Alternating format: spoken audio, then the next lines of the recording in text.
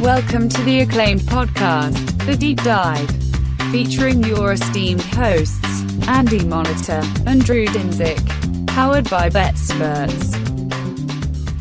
Welcome to The Deep Dive. Jacksonville Jaguars today, Mr. Andy. Yes, you're champions of the Yeah. NFC South. They just needed to get by the mighty Titans in Week 18. And did you know that the Houston Texans had never made the playoffs as a wild card before? In their history. That actually is not crazy to me. I know. I just saw That's that not as I was crazy. going through the the playoff chase at the end. I mean, They'd only made it as the South champ. but they had made it as the South champs a bunch because they were always in that Saturday early wild card hosting slot as with very little probability of making a run. I gotta say, man, do you get why the Jags are just kind of out of the mix as far as like national conversation? They finished last season on an absolute tear. They won their final 8 games of the season. Some of them were non-competes. They just absolutely, buried the Colts in week 14. Obviously, some of that was the Colts quarterback, but they buried the Chargers. The Chargers were a playoff team. They compellingly beat the Broncos. The Broncos hadn't lost in like 2 months when they played in Denver. It was like they came down the home stretch like a fucking freight train. And when it's a good quarterback. I think we all know that the talent that exists in the arm of Trevor Lawrence is real.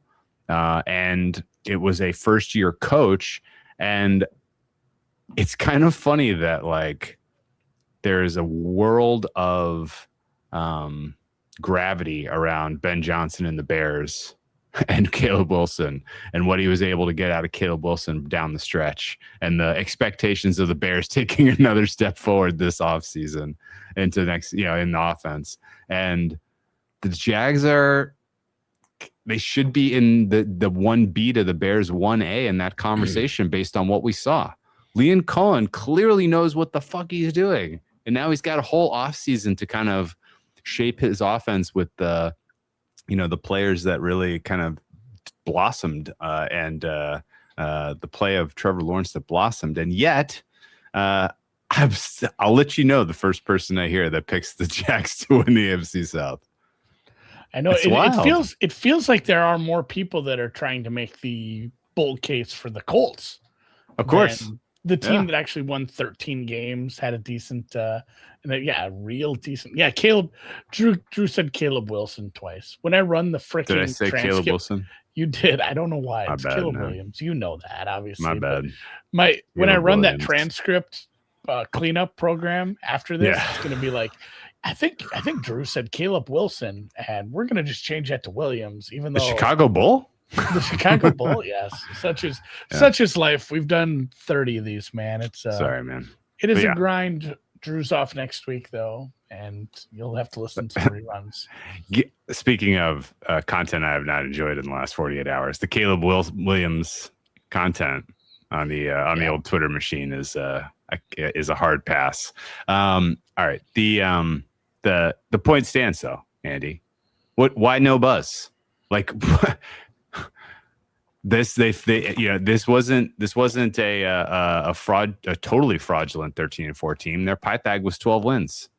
Yeah, there's a finite amount of buzz, Drew. Not every team can have the buzz. The coaching staff remains fully the coaching staff remains fully intact. The quarterback didn't just get paid. He's locked in actually a reasonable team deal. Yes. There's not really any drama. Like the big drama around the Jags was, there's the guy that they traded a bunch of capital for. He's only going to play defense, I guess, this year.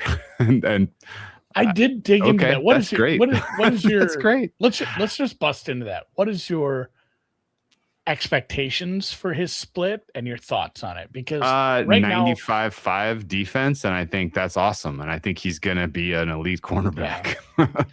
So the snaps elite is he's in top taking 20, in maybe practice. top 10.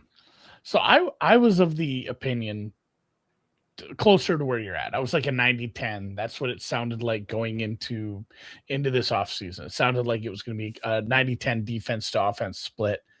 His snaps in practices and whatever else, and that they've done, it's been more like 75-25.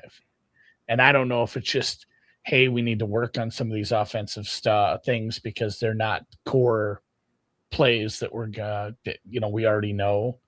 But that would be surprising if it was closer to 75-25. I think I was a 90-10 guy, and I'm probably fine with it too. I like him a lot better as a defender. Oh yeah, and he fits a freaking perfect hole in your roster if he can be an elite cover corner. like this defense could cook with gas. I guess that's kind of where my head is at with team evaluation as you step back. Like, if you have a good quarterback and a offensive mind that is cooking with gas, then you have a high ceiling. And there are a very finite number of teams in the NFL that have that combination that we know about. There's plenty of quarterbacks that we know kick ass with offensive coordinators that are a mystery or have some limitations. But there's only a few, of like kind of the perfect hand in glove, great skill set, elite skill set with an offensive mind who's got something special going.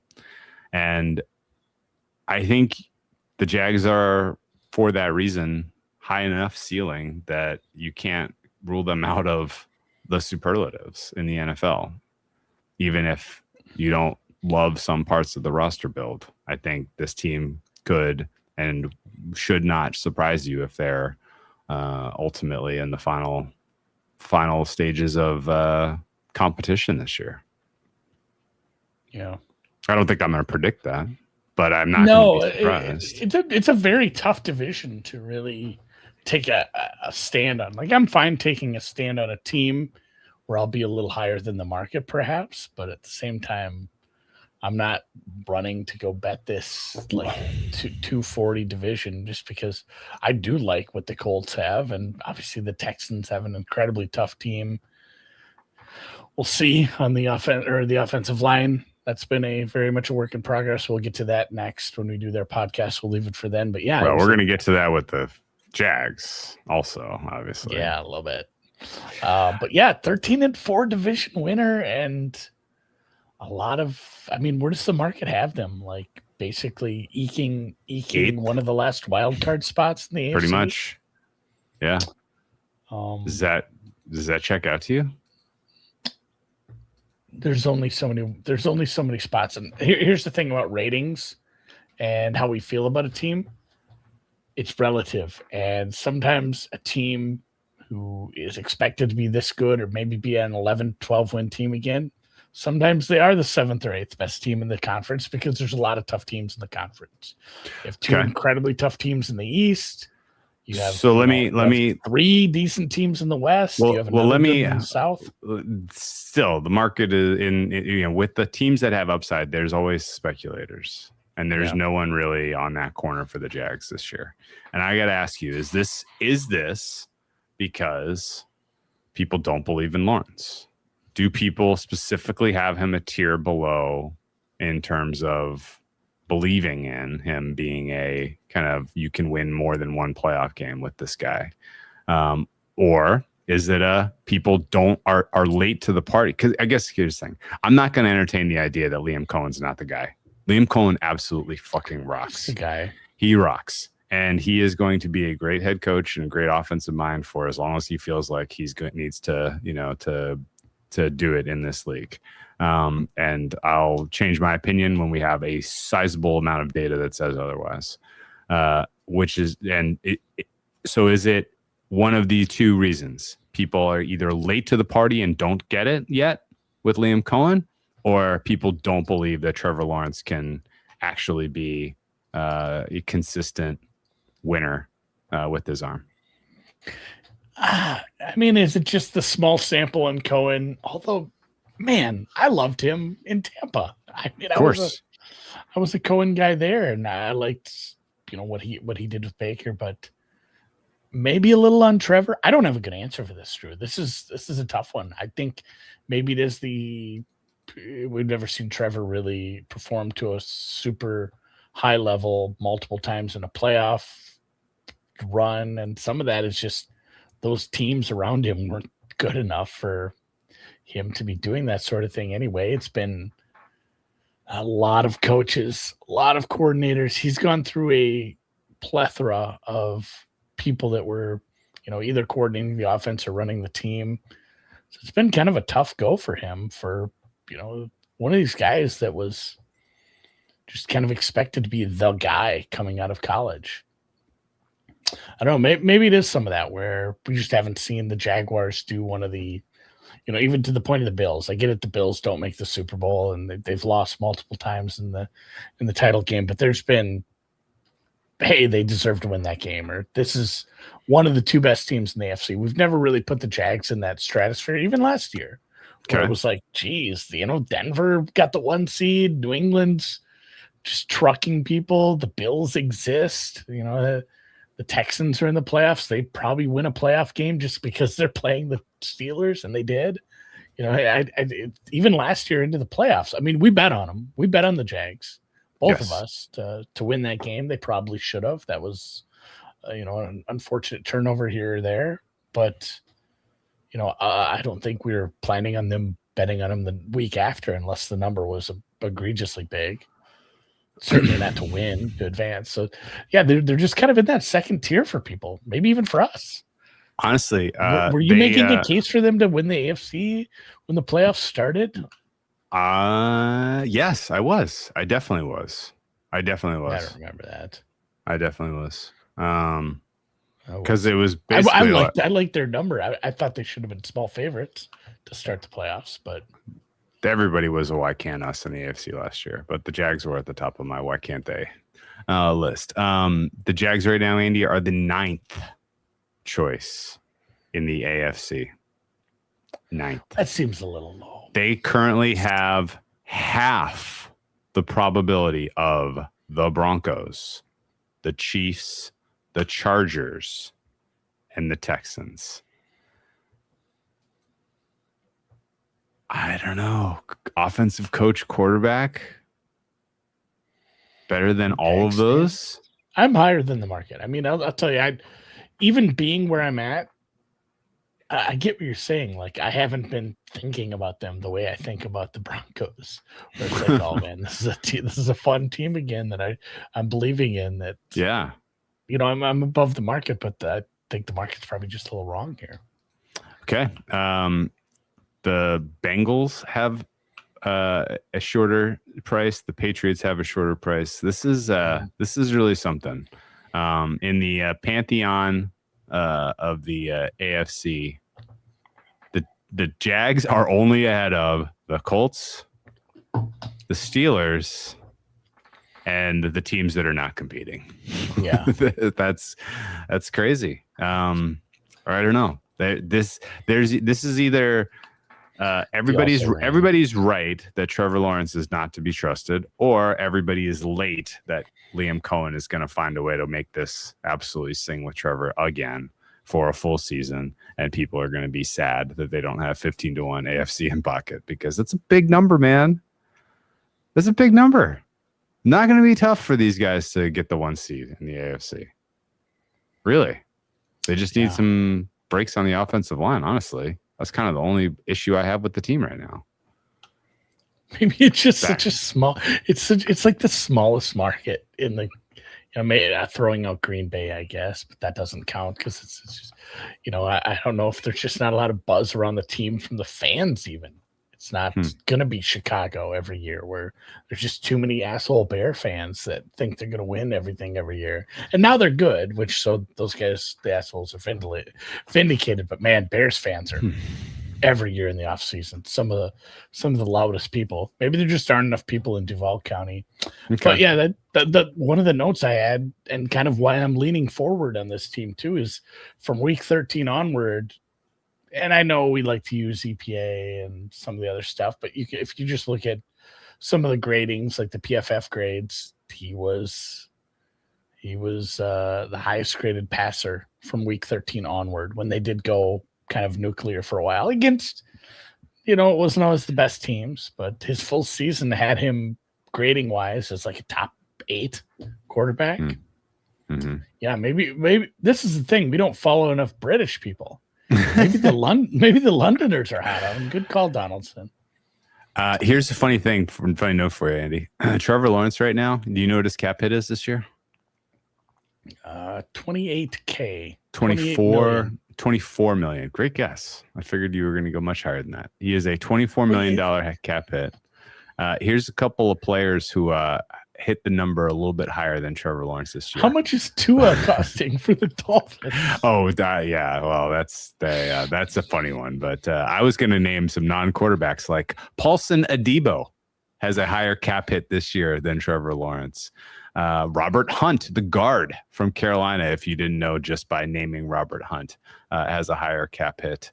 Jesse Bates III tapping in the safety for Atlanta, higher cap hit. This list of guys is Dan Moore, the left tackle from Tennessee. Dan Moore got paid. Maybe the 28th best left tackle in football, higher cap hit than Trevor Lawrence. I guess what I'm getting at is just like they're in a really good situation to like keep being super competitive. And not only that, but when you have they figured out the situation, coach. Yeah. When you have a good cap situation, it's easier to make a mid-season acquisition. Of course. If you need to. Yeah. You want to think you're going to go for it. Are we going for it? We're going for it. But that said, there is maybe one black mark. Does James Gladstone know what he's doing? He's very young. Let's transition to the off-season moves. Yeah. With that in mind. What was your like favorite free agency ad? Because a lot of it was just depth, I guess. What is the biggest name they got in free agency, Drew? This is a trick question. Ruke Ohoroho. That was a trade. Oh, it was. That wasn't a. Doesn't count, and he's not like a starter. Like he's depth behind Armstead and Devon Hamilton. I don't have it, man.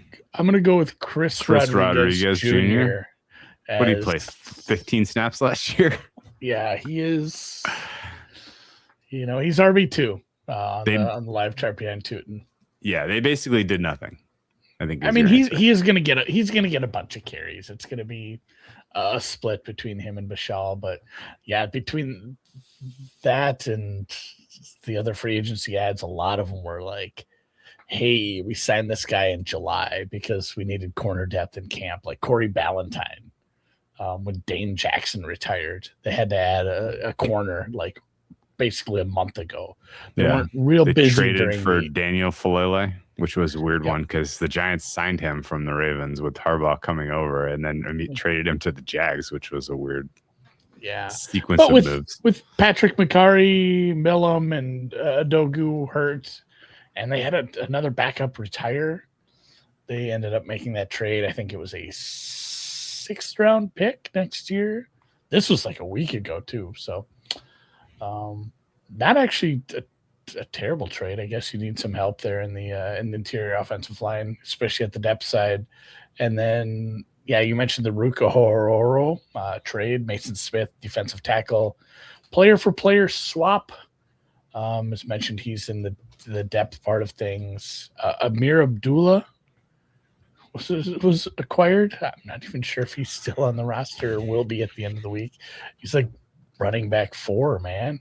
A lot of depth at that sign. I mentioned Dane Jackson was a free agency pickup that retired like a month and a half later. Most of it was departures. As we mentioned, the running back room. Travis Etienne is now a Saint. He was your lead back. Now you have Tuten and Rodriguez toting the rock. Devin Lloyd, linebacker to Carolina, Pro Bowl linebacker. They just let him walk. Probably going to get a comp pick because of how much Carolina gave him. How much he Carolina got actually got him for a song. I don't understand why they didn't retain him. It's still decent. It. Yeah. 3 years, 45 million, 25 guaranteed, it looks like. So he is stepping aside, and you're going to have to put in Olacon and Ventrell Miller on the weak side with Devin Lloyd gone. Mason Smith, I already mentioned, the defensive tackle is part of the Orohoro swap. And then Greg Newsome, the second, I think he was traded for last year. So kind of a bit of a rental. He was part of the Tyson Campbell deal last year. He is now a Giant, gone after one season. They chose to pay Monteric Brown instead. Johnny Munt was released. Tim Patrick was released. Veteran receiver depth. He's a Jet. A lot of the other stuff was just depth. Deami Brown is a Washington Commander at this point. Dwayne Smoot, Emmanuel Ogba, Austin Johnson, some defensive linemen that were just expiring contracts. So not a ton of movement on this roster, although, it was a good roster. Draft class was another one where we didn't have a first-round pick because they moved up to get Travis Hunter, which is looking worse now. I love Travis Hunter, but if he's a top 20 cornerback for you this year and a top 10 cornerback for you next year, then I don't really care. Those guys are hard to come by. Yeah, and it was like the 24th pick. It turned out to be not a super high pick. They ended up losing. Cleveland ended up drafting KC Concepcion with that pick, so something to keep an eye on. If he turns out to be a mega stud and Hunter doesn't, then people can bring that up like it matters, because I guess we can't change it. With the wisdom that you've gleaned now with 2 years on the job as James Gladstone, what do you do? Do you stick and pick at 5, and who do you take? Tedero McMillan? Yeah, I think so. Okay. I mean, Travis Hunter is a very unique talent. What are you going to do? You have an embarrassment of riches at wide receiver, I feel like. Yeah, but you're probably not making the Jacoby Myers move then. I guess, yeah. Either way, first pick that they did make was the 56th, where they took Nate Borkercher from Texas A&M, the first of two tight ends that they would pick. Is he more of a blocker or a receiver? He is, they got rid of Johnny Munt. He's kind of competing for second snap to be tight end too with the other guy who was drafted in the 5th round, Tanner Kazoil from Houston. I think they're both kind of just, what do you call it when they can do both things? They're expected to be all well-rounded tight ends. That's why they drafted both of them.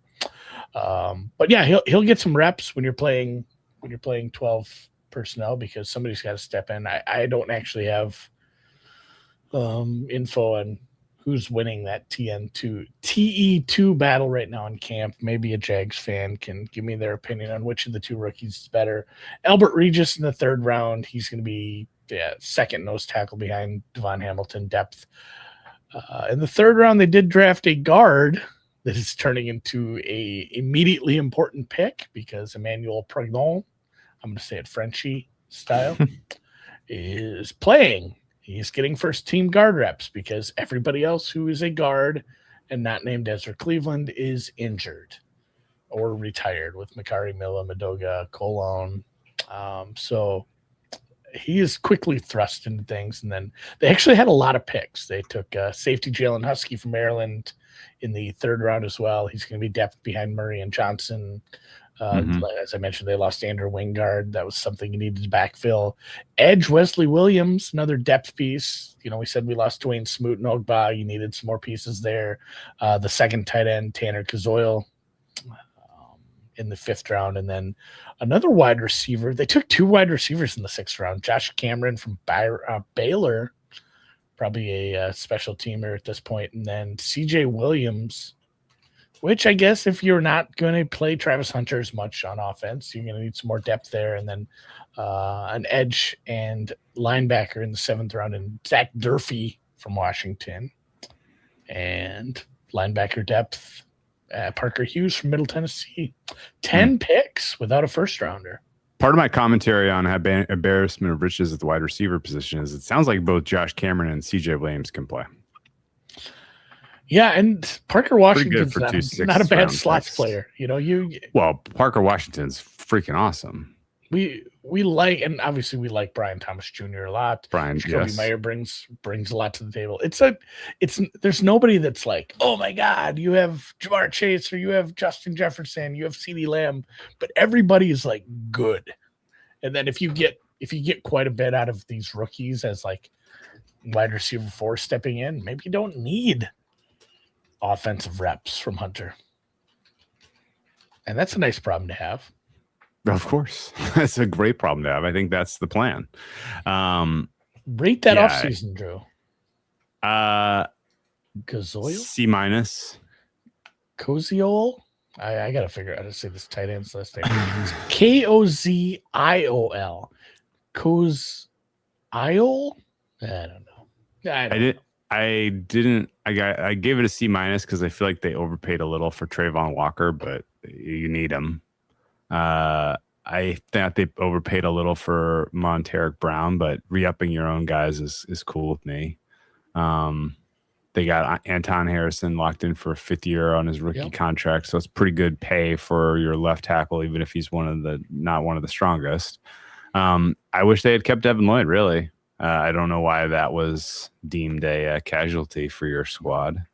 I felt like draft went well for them, considering where they were picking, what the assets they had. I think they got some players. It was, not being able to retain Lloyd was maybe my only criticism. Letting Etienne walk away, I think doesn't really change my opinion of them.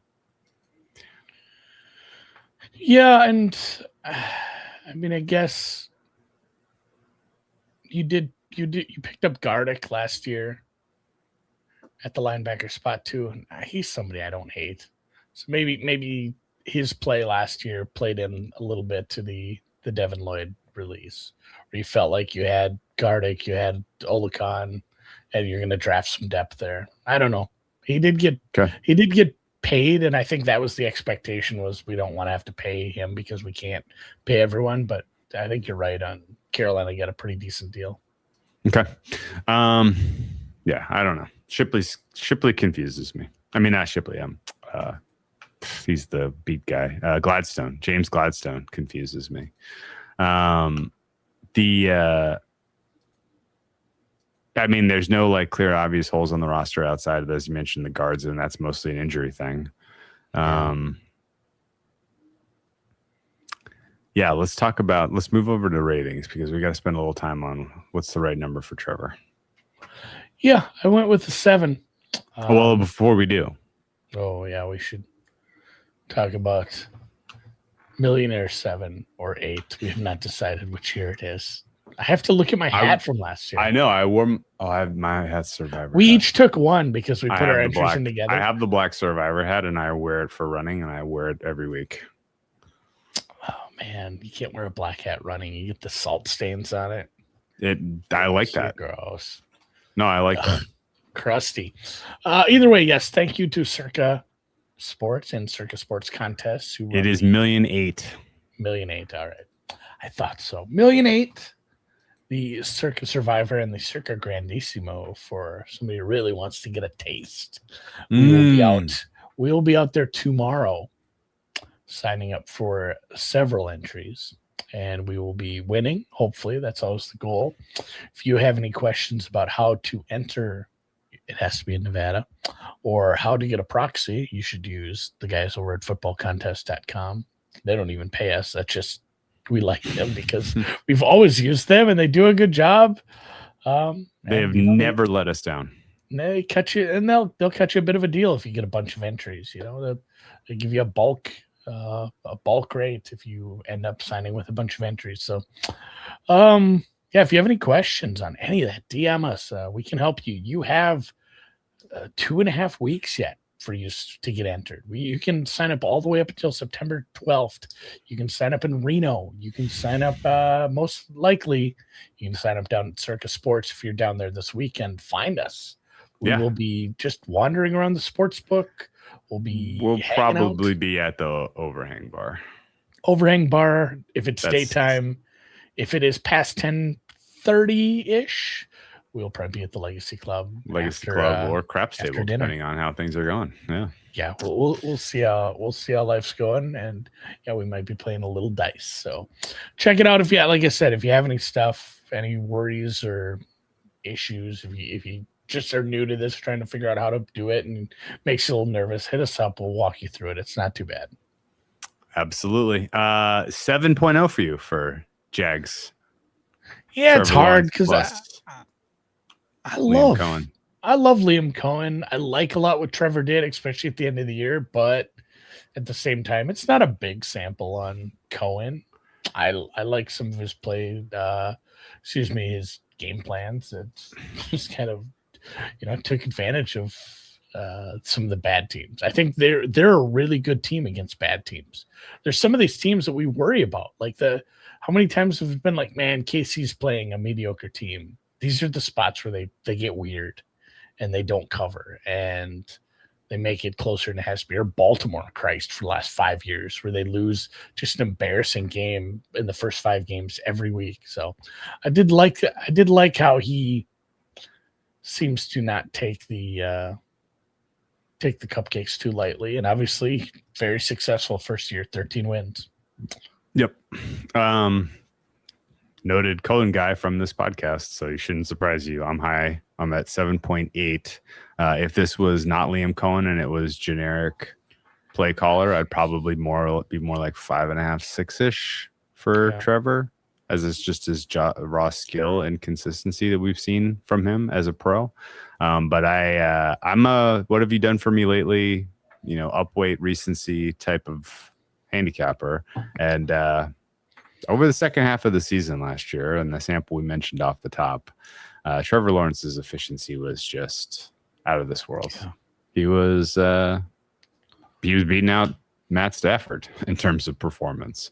And I think in general, another year in this system, I'm excited to see how year 2 looks because Coen is obviously sharp, and I think he will have some force multiplier wrinkles in his system this year that I'm excited to see. So this was an easy one to come in high. Yeah, I thought I was coming in a little high. I was so surprised. So skill. But I think our offensive numbers are going to be similar because I'm at a 5.1 here. I'm at a 3.9. I cannot believe this with what you've said about the wide receiver room. Are you that low on Tuten and Strange? Yes. Tuten? I don't like Strange or Tuten. I guess when I made this number, I hadn't really absorbed the idea that some of the depth in the receiver room might be good. I'm also worried about Brian Thomas Jr., frankly. The ceiling is high. The floor is low for him. And I am nervous that he's a bit fragile. I'm nervous he was playing through an injury for a lot of last year, which is why he couldn't catch anything. I'm nervous that he doesn't really want to run over the middle. He's a really tough one for me to grade. Parker Washington, I have a higher number on in terms of his expected contributions this week. Strange is my TE 21, and Tuten is my RB 23. So that's why I'm at 3.9. I'm a little higher on Tuten, but yeah, if I just had to grade out the wide receiver room and I give, Hunter a tiny smidge of that as well, my wide receiver room is like a 7.4. Really? It is strange. And not only, the running backs, but the tight ends, we don't know. We got 2 a day 2 and a day 3 tight end as your backup. So the depth is not only very new, but very unknown at this time, how good they're going to be, how much they're going to contribute. I'm a little higher on Tuten. I know obviously the fantasy community loves these guys.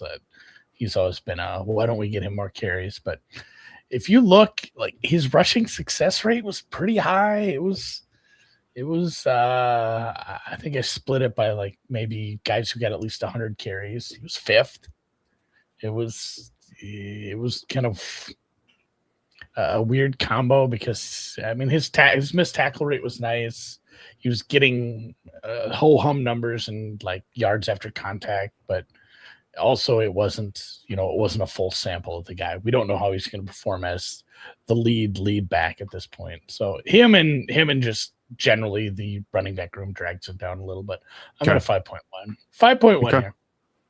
Okay. Offensive line, weakest number on the board for you? I'm at a 5.1 here too, and I don't fully know if I need to dig in a little to some of the. I have to have the guard stuff in here. Happened forever ago. I mean, so I have Anton Harrison. I have the rookie at left guard. I have Hainsey at center. I have Cleveland, and then Walker Little. And I have him as just fine. And truthfully, I'd like Falale as a backup. He's a mauler. I'm guessing you're lower here. Yeah, I'm at a 4.2. I'm actually scrambling because I thought this was my lowest number, but it's higher than the skill position group. And I must have absolutely fat-fingered pass rush because 2.8 is not right. So we'll get there in a second. But I'm at a 4.2 for O-line. Here's how I got there. I have a okay grade on Hainsey. I like Cleveland. I like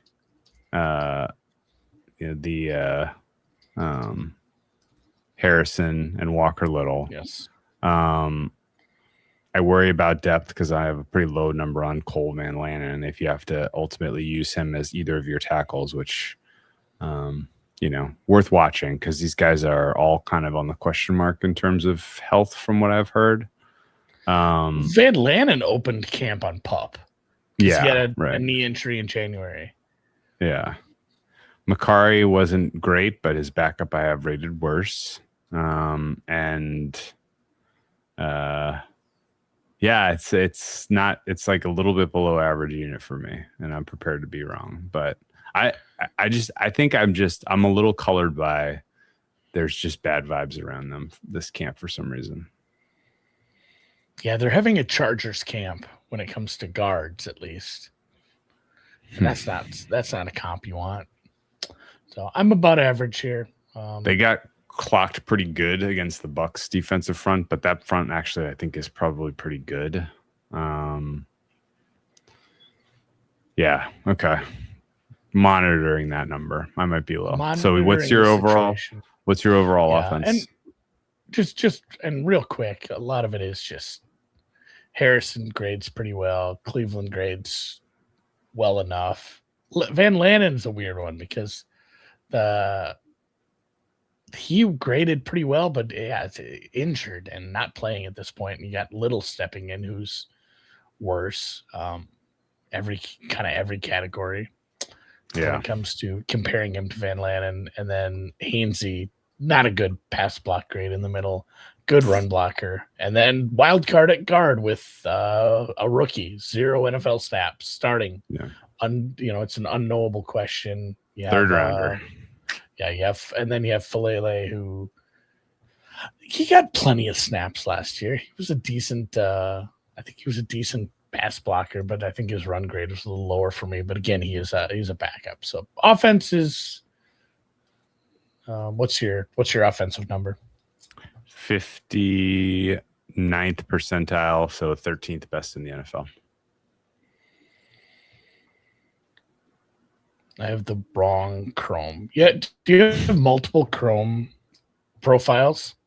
Yes, I do.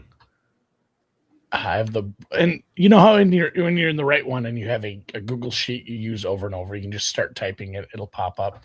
It was not Correct. popping up for me. It was driving me up a wall because I'm on the wrong Chrome profile. I have Because the I same all like the my time. old Gmail, but I have a work Gmail as well. That I need to I be use using. my main one all the time, but then there is one site that I use on my other one, and if I leave that window open and close my other window, I go very, very angry. Yeah. It's So I don't not know. good. I'll pull it up, but it's got to be, like a 60th percentile for me. Okay. Jags run stop. Where are you? Stop for me is a 4.8. 4.8. Hamilton at Okay. nose, Eric Armstead insides. If nothing else, the veterans. Rook helps us. Devin Lloyd is a big loss here. Truthfully, for some of these numbers. So just slightly below average for me. Okay. I'm at a little bit above average. I'm at 5.2. Pass rush. Where are you at? Higher than 2.8. 4.3. Like Trayvon Walker and Josh Hines-Allen as your bookends. Yeah. These are like their names. Those are names, but the performance, the results haven't matched up with the draft position for one of the guys, obviously, and the results. You lost Smoot, you lost Ogba, so you lost a little depth at that point. Dennis Gardick, I like. He's more of a rotational rusher. So a little below average here as well. Okay. I'm going to probably update mine to 4.8-ish. I don't understand how I got to 2.8 here.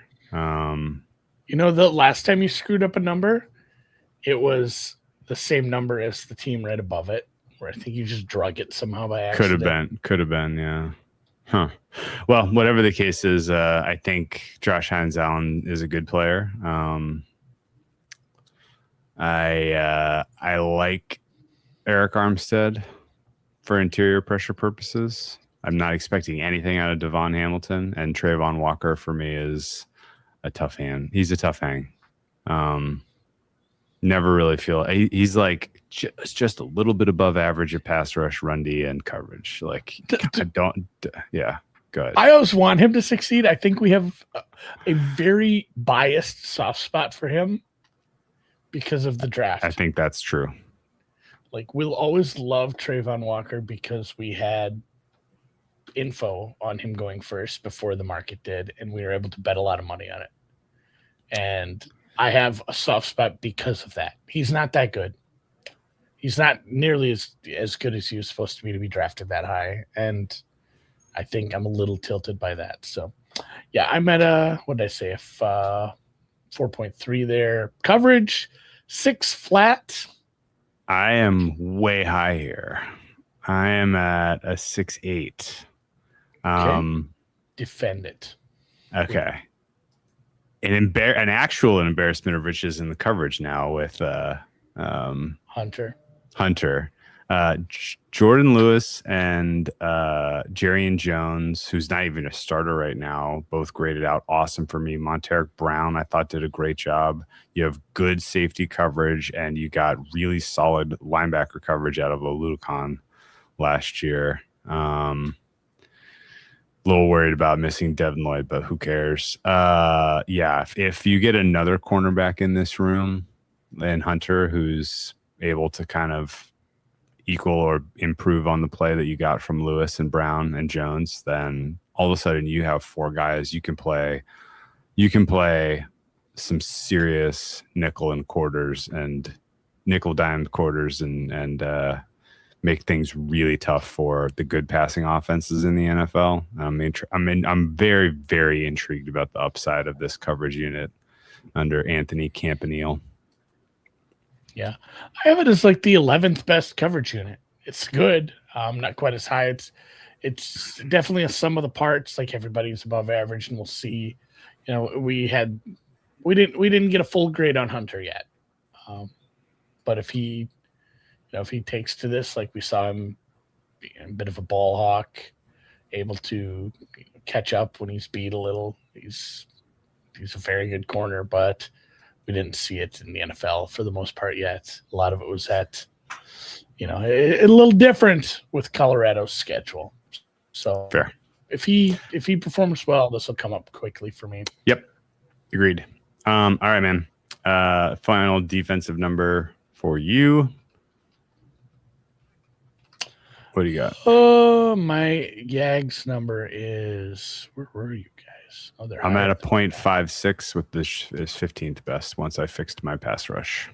I'm at a 5 flat. Okay. So 50th. So 60th offense. I did open the sheet. It was 60 exactly, which is funny. Good That's guess. great. 60th offense, 50th defense. So we're both good team. Middling on coaching. I think that's more of a just 1 year sample. Didn't look like amazing, but it wasn't like atrocious for Liam Coen in terms of his go for it rate and some of his adjustments that he made in game. Mm-hmm. I was more impressed with the adjustments made in season than I was in game, and that's kind of built into my OC number, so I'm not going to double count. Special teams are both very, very high. I think if we had to do a draft of kickers that are going to break the record this year, we would probably both take Cam Little first, right? Yeah, it's Little Aubrey, and then whoever's kicking in Denver that week, and the Denver kicker. Just because it's Denver. So, we're high on special teams. Although I do wonder, and maybe somebody can set me straight on this. Are they seriously just going to have Tuten return kicks all year? No, I don't love your RB1 returning. No. I know, but some places list him there. I know they have Parker Washington returning punts, which probably is. That probably is fine. What is going to happen, but it'll be interesting to see who returns kicks for the most part. Yep. All right. So in totality, there, of course, is a correction for me on pass rush, which changes my number a little bit, but you're at a 58th percentile, which is a plus 2.4. I am now at a 58th percentile, which for me is a 1.76. Good for 13th best in the NFL. And Andy, the market is at a 0.77. So with my corrected number, I'm ahead of market. You're even more ahead of market. So why haven't we bet these guys? Because I like the Colts and Texans too. I like them all. It's Sophie's choice here. A lot of good teams in this division. And as is becoming the norm, we get the Texas two-step, except London, not Texas. 2 international games, which is tough for Houston. This is the expected division winner. This is one of the toughest games you'll have in division. And you get a huge rest advantage because you're on your second straight week there in London, which is solid, but at the same time, you're playing 2 division favorites on your European trip. It feels like a lot of these European or even the international games, it's not often. Dude, it's like two high-end teams. You get a lot of, hey, Miami's playing Washington this week. There's a lot of similarities between the Denver and the Jags schedule in the early going here. Like, you're just playing a good team every week after your Cleveland opener. Denver, New England, Cincy, Philly, Houston. Like, these are all people have penciled in as playoff teams with a higher likelihood of getting there than you. Yep. And then later in the season, more Houston, more Houston, Baltimore. You have Dallas, Chicago on the road late in the season, December in Chicago for a Florida team. Even the Monday night game against Pittsburgh. All right, it's here's not the an thing. Easy schedule. You're a first place team. I'm not running away from Jags beating Cleveland in week 1. I think that's probably happens. Denver is an interesting one. You're at Denver. You matched up extremely well against them last year, obviously in the regular season matchup, and potentially could find a way to get a win there. New England is a tough matchup for you, obviously, although your strength in the coverage against their strength, the wide receivers, neutralizes their advantage offensively. That should be a very competitive game. Cincinnati, Jacksonville is going to have a total in the 50s. That's going to be a coin flip. Philadelphia, that's going to have a total in the 30s, probably, right? And that's going to be a a war. Houston's going to be a war, total in the low 40s, high 30s. So, what are the games in this stretch where you're like, I think that Jags are the side that day? Probably Cincy, especially if you get to a 3 there, Okay. A coverage unit that can maybe shut down what they're doing, and then you can score on Cincinnati. Okay. So I kind of like that spot. The Denver one is a tough ask with the pass rush. Denver and Houston pass rushes, if that offensive line isn't gelling and those guards are becoming an issue, or honestly, both tackle, one tackle, we kind of worry about. Little concerning there. I guess you have New England at home. I'd be most likely to bet on them in the Cincinnati game and then possibly the Houston game, just because of the advantage they have there. Yeah, the rest advantage. Yeah, no question. I mean, it's the home game for them, and they're not getting home field pricing. Yeah. I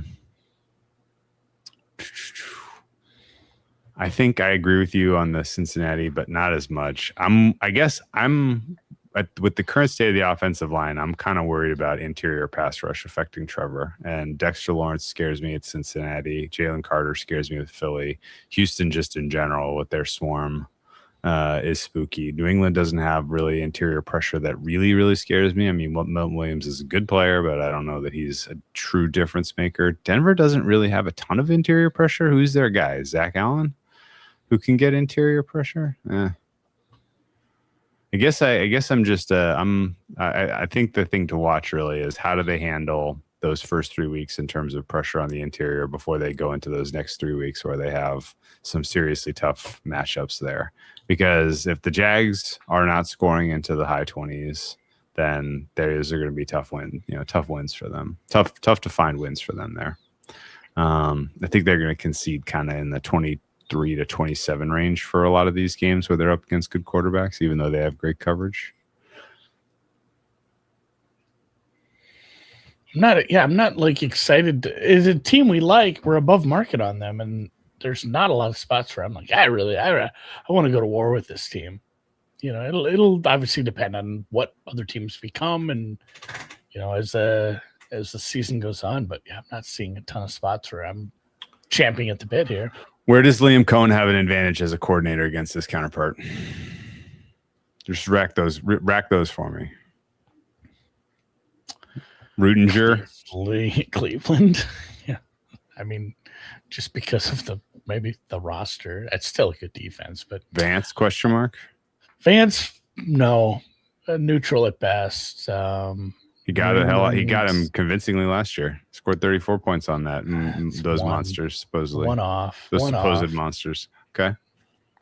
Yeah, revenge game. That's a Vance revenge game. New England, I suppose. He's got an advantage, yep. Cincinnati, he's got an advantage. Fangio, You want to call it a draw? Let's call it a draw or advantage Fangio.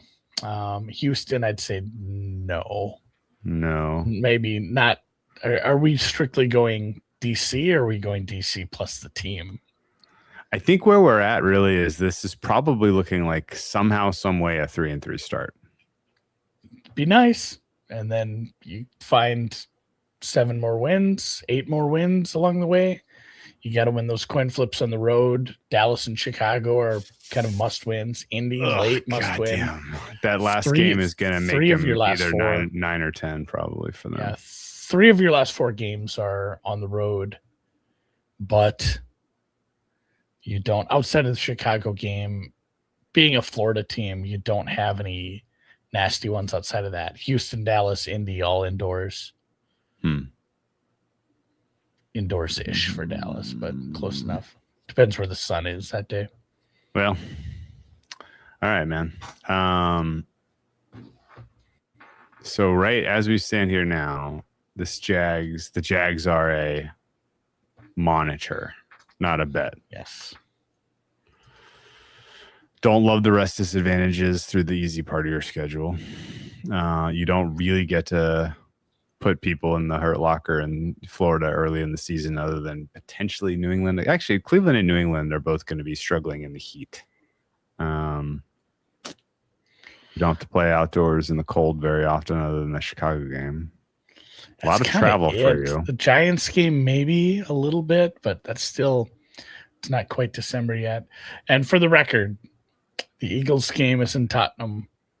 The Houston game is in Wembley. Both are London games.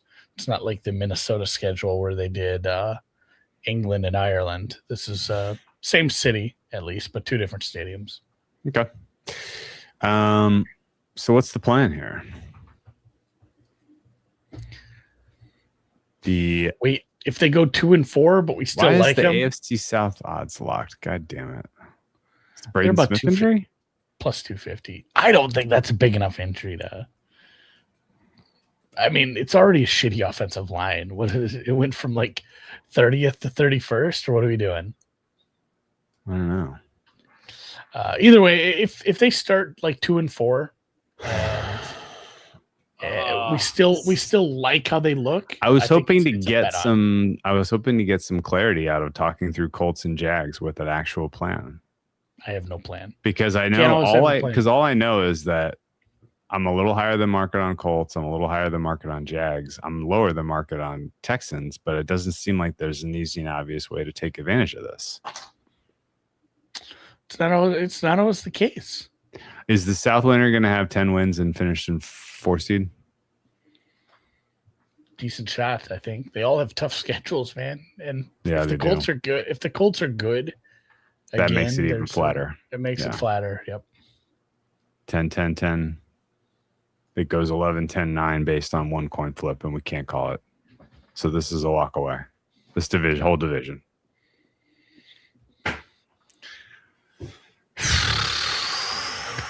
I wash my hands of it. Duval. Right, let's call it a day, and let's go do a Houston Texans pod. Huh? I was hoping that I was going to come out of this with like a real strong opinion one way or the other, but I'm not there.